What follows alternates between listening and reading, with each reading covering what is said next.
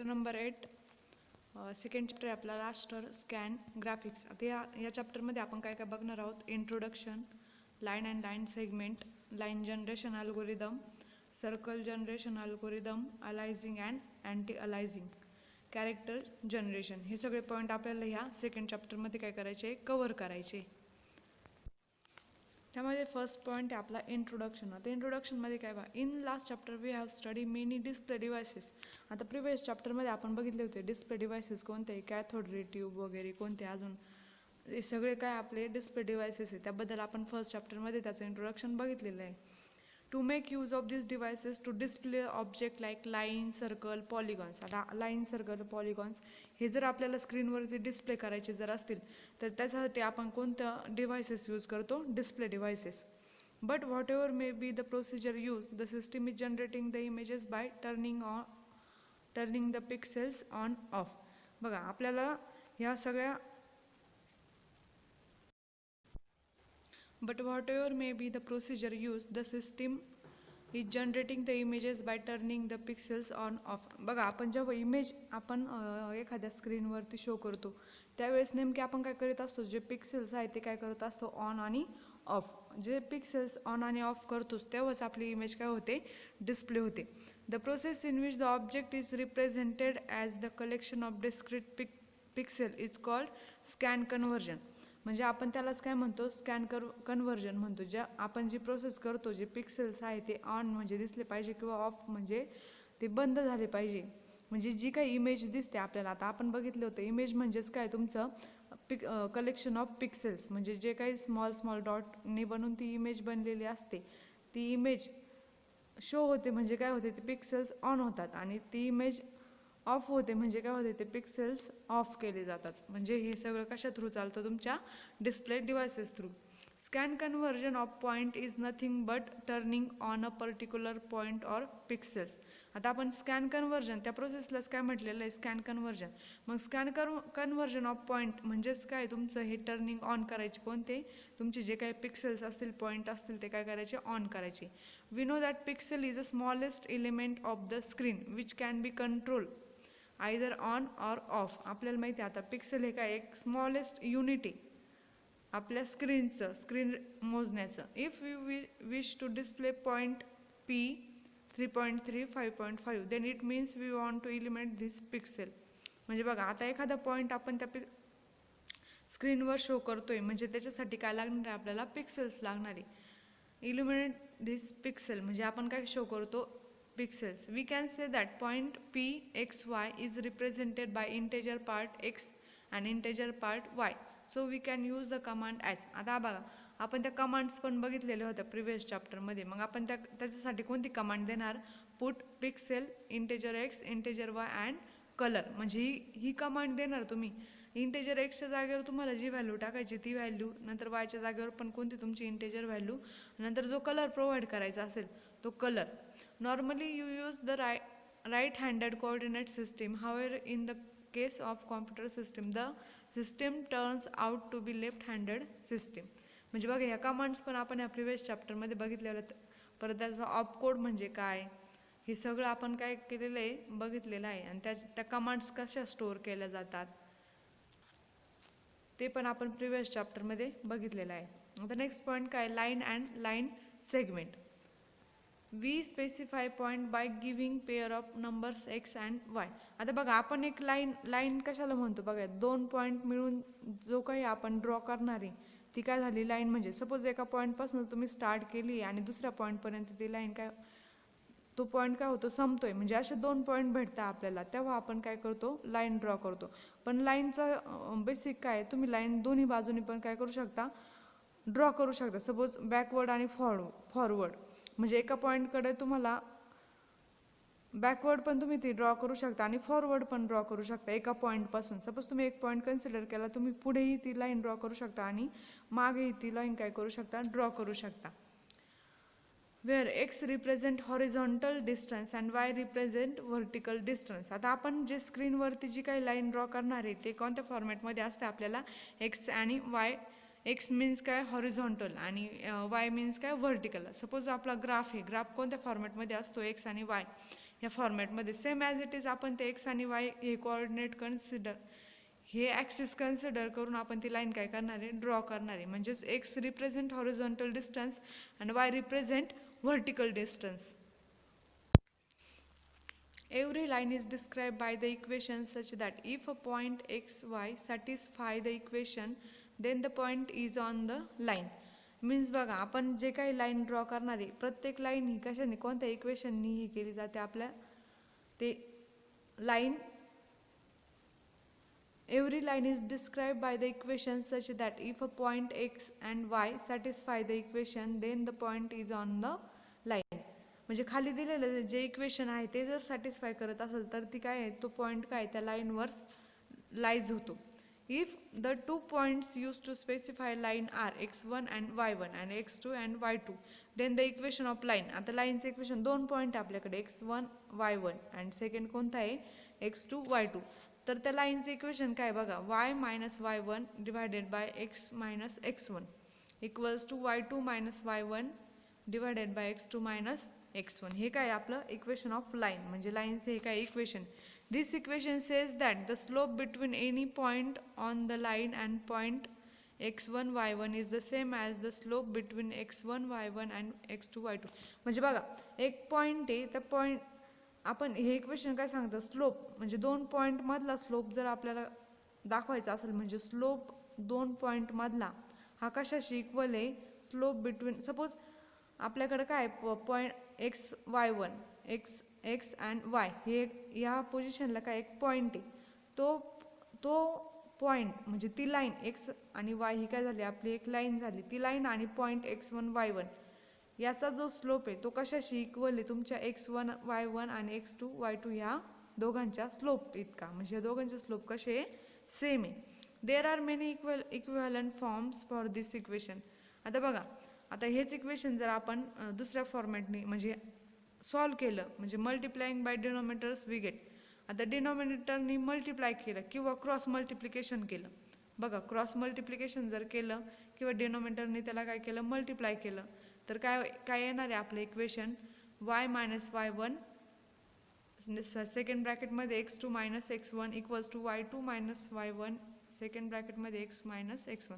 म्हणजे इथं काय करतो आपण, क्रॉस मल्टिप्लिकेशन जर करून घेतलं तर त्याचा हा फॉर्म तयार होतो. आता बघा नेक्स्ट काय, बाय सॉल्विंग फॉर y. आता बघा, आपण लेफ्ट हँड साईड कोणती तुमची y मायनस y1, म्हणजे जो काही तुमचे x2 मायनस x1 हा y मायनस y1 शी मल्टिप्लाय होता, बट तो राईट हँड साईडला गेल्यानंतर काय झाला, तो डिवाइड झाला. म्हणजे लेफ्ट हँड साईड काय झाली तुमची y मायनस y1 आणि राईट हँड साईड कोणती झाली y2 मायनस y1 आणि सेकंड ब्रॅकेटमध्ये काय x minus x1 divided by x2 minus x1. म्हणजे ही काय झाली आपली लेफ्ट हँड साईड आणि राईट हँड साईड. मग जो x2 मायनस x1 होता तो आपण काय केला, इकडे राईट हँड साईडला घेऊन डिवाइड केला. त्याच्यानंतर बघा लेफ्ट हँड साईडला काय राहिलं, फक्त y. जो y मायनस y1 होता, मायनस y1 इकडं मायनस होता, राईट हँड साईडला गेल्यावर नंतर तो काय झाला प्लस y1 झाला. म्हणजे राईट हँड साईडची व्हॅल्यू काय झाली y2 मायनस y1 फर्स्ट ब्रॅकेटमध्ये, परत सेकंड ब्रॅकेटमध्ये काय x minus x1 divided by x2 minus x1 plus y1. ही झाली आपली RHS means right hand side. आता बघा y इक्वल्स टू, आता बघा इथं काय केलं आहे y2 minus y1 divided by x2 minus x1. जो x मायनस हे जे मल्टिप्लिकेशन होतं ते काय केलं आपण सेपरेट करून घेतलं. फक्त काय केलं y2 minus y1 divided by x2 minus x1 multiply x minus x1 plus y1. म्हणजे हे काय केलं सेपरेट केलं. आता बघा जे ह्या x आणि x1नी काय करून घेतलं, ह्या y2 minus y1 divided by x2 minus x1ला काय करून घेतलं मल्टिप्लाय केलं. स्टार्टिंगला xनी मल्टिप्लाय केलं, suppose y2 minus y1 divided by x2 minus x1 into x minus. आता हे मायनसचं साईन का आलं मध्ये, कारण की आता x1नी आपण त्याला काय करून घेतोय मल्टिप्लाय करून घेतोय, म्हणून minus y2 minus y1 divided by x2 minus x1 into x1. म्हणजे हे दोघांनी काय करून घेतलं, ह्या पहिल्या टर्मला काय केलं मल्टिप्लाय केलं. त्याच्यानंतर plus y1 as it is राहिला. त्याच्यानंतर बघा y2 minus y1 divided by x2 minus x1 ह्या टर्मला आपण काय कन्सिडर करून घेतलं m. आणि पुन्हा y2 minus y1 divided by x2 minus x1 into x1 plus y1 ह्या टर्मला ह्या ऑल टर्मला काय कन्सिडर करून घेतलं आपण b. त्याच्यानंतर तो फॉर्म कसा तयार झाला मग बघा, y equals to mx b plus b. म्हणजे कोणता फॉर्म आहे हा, स्लोप इंटरसेप्ट फॉर्म. म्हणजे आपल्याला जो काही स्लोप काढायचा होता तो त्याचा फॉर्मॅट तयार झाला, त्यालाच काय म्हणतो आपण, स्लोप इंटरसेप्ट फॉर्म.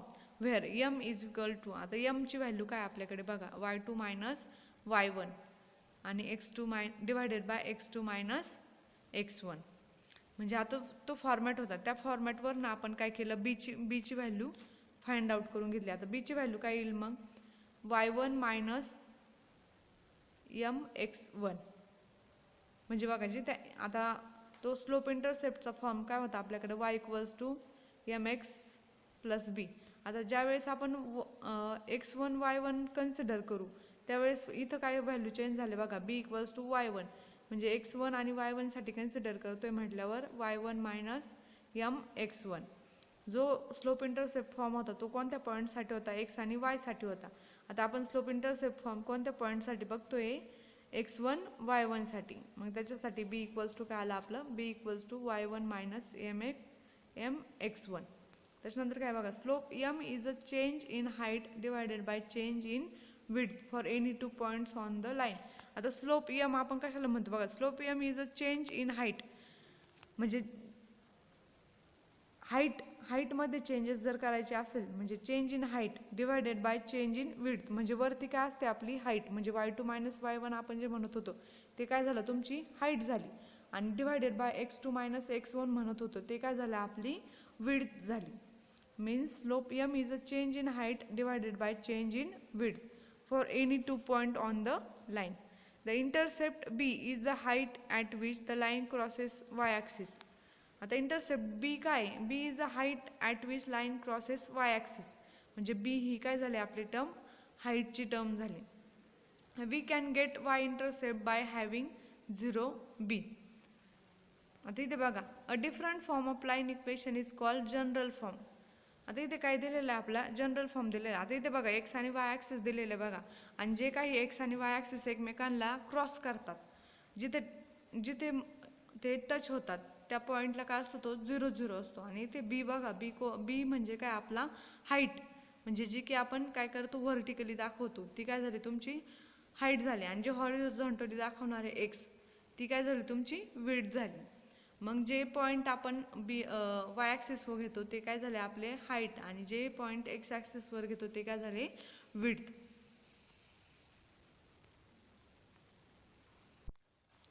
आता बघा, आता परत मग आपलं पहिलं इक्वेशन काय होतं, y2 मायनस y1 फर्स्ट ब्रॅकेटमध्ये, सेकंड ब्रॅकेटमध्ये काय x minus x1 equals to y minus y1.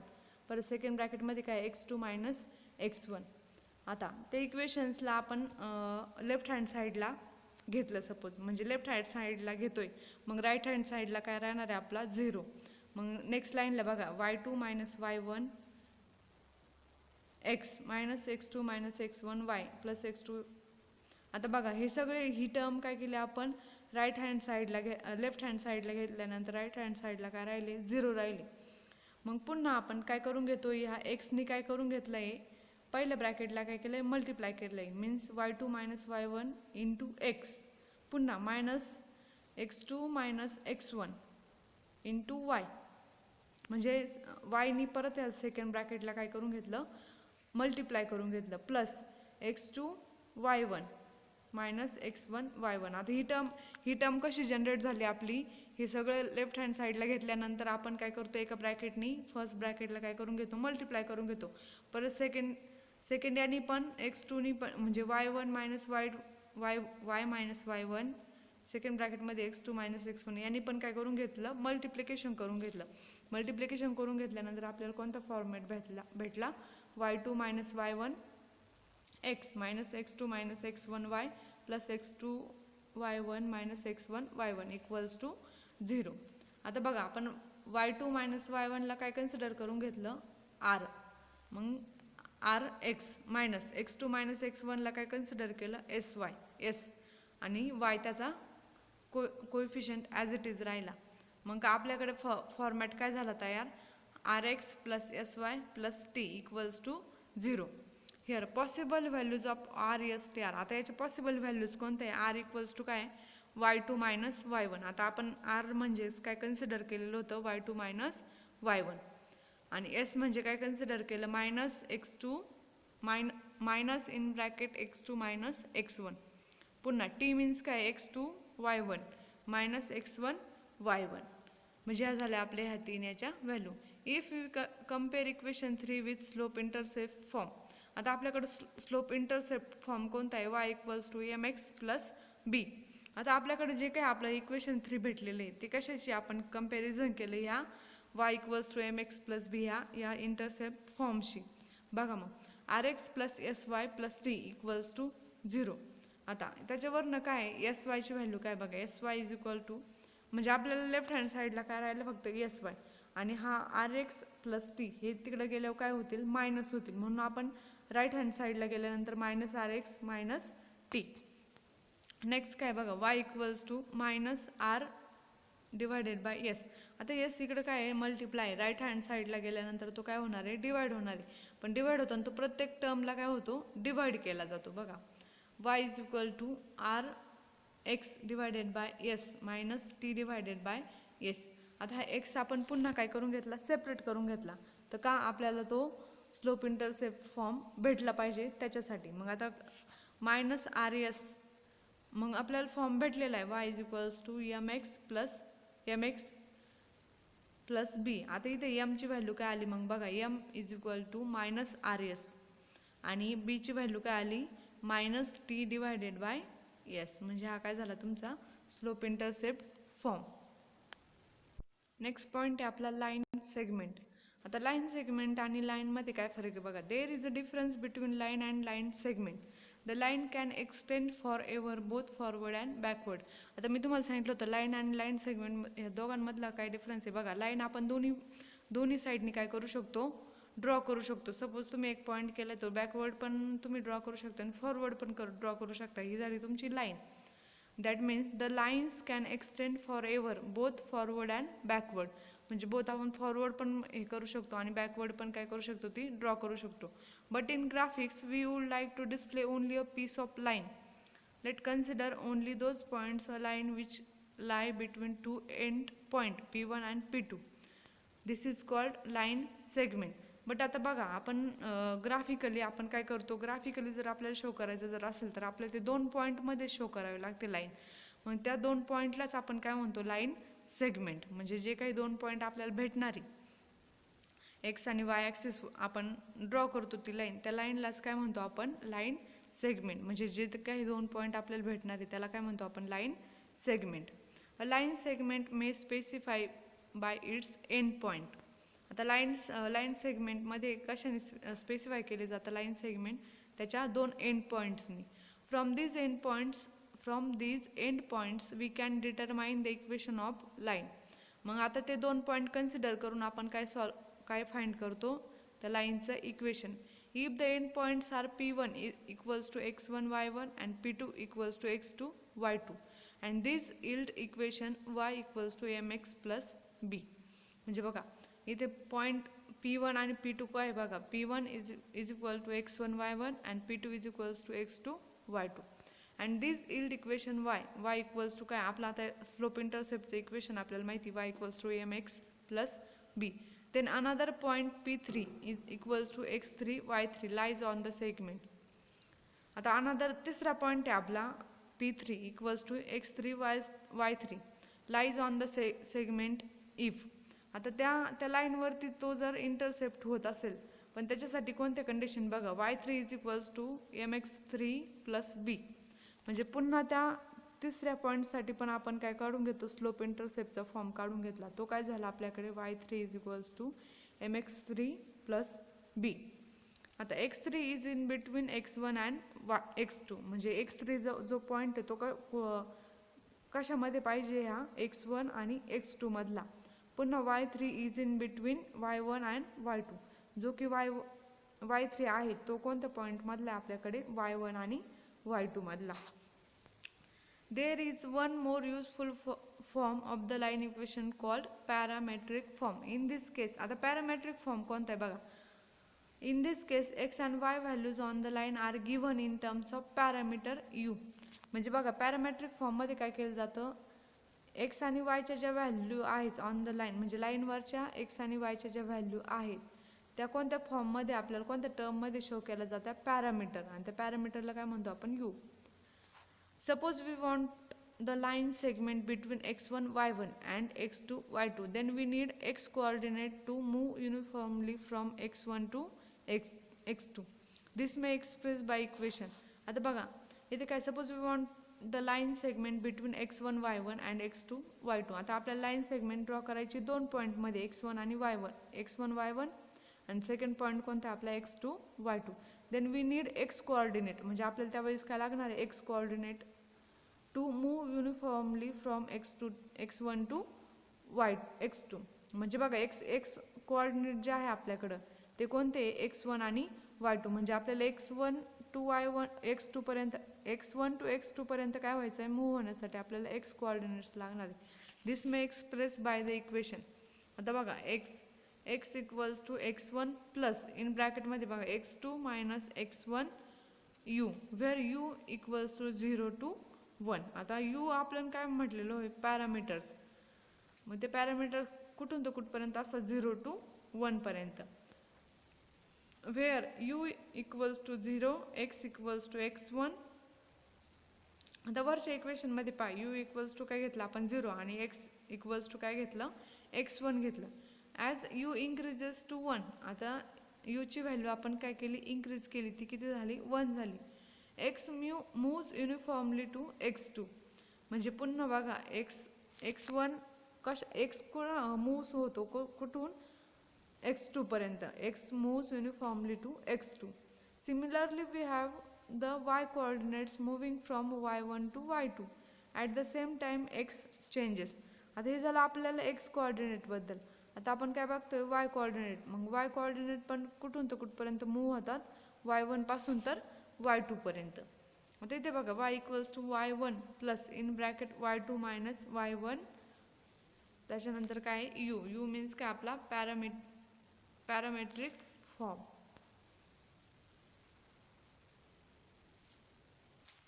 Similarly to find the length of line segment we can make use Pythagoras theorem.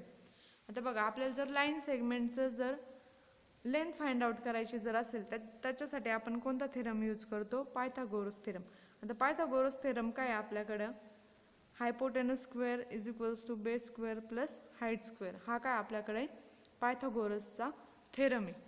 आता इथे बघा, suppose point P1 is x1 y1. आता आपल्याकडे point P काय आहे, x1 आणि y1. हा काय झाला आपला पॉईंट P1. नेक्स्ट काय पॉईंट P2, तो कोणता आहे, x2 y2. म्हणजे पॉईंट P2 चे कोऑर्डिनेट्स कोणते, x2 y2.